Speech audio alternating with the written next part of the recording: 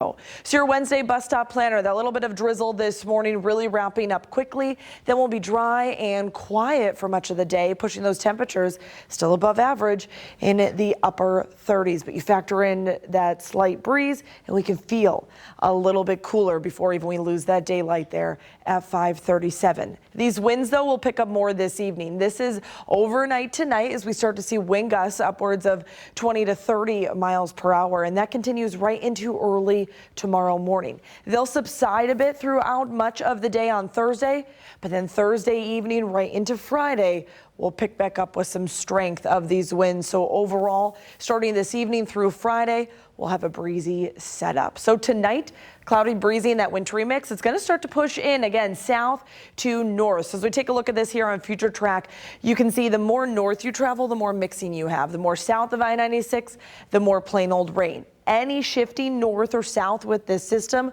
really will change that freezing line where we can potentially get some of that freezing rain and wintry mix. So something definitely to be aware of as you head out the door tomorrow morning. We can get a dry slot in here for late morning, early afternoon, but then we'll quickly push back into primarily rain for Thursday afternoon.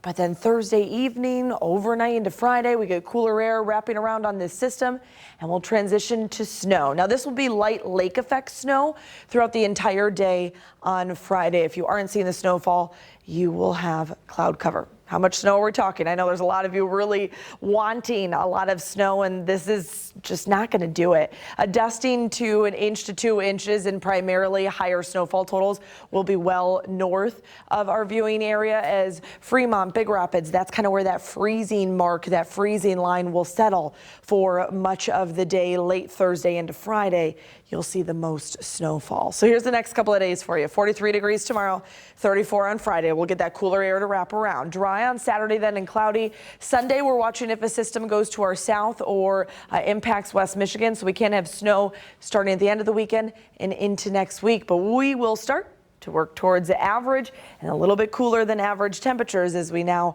wrap up the month of January. So flipping the switch to a typical winter setup.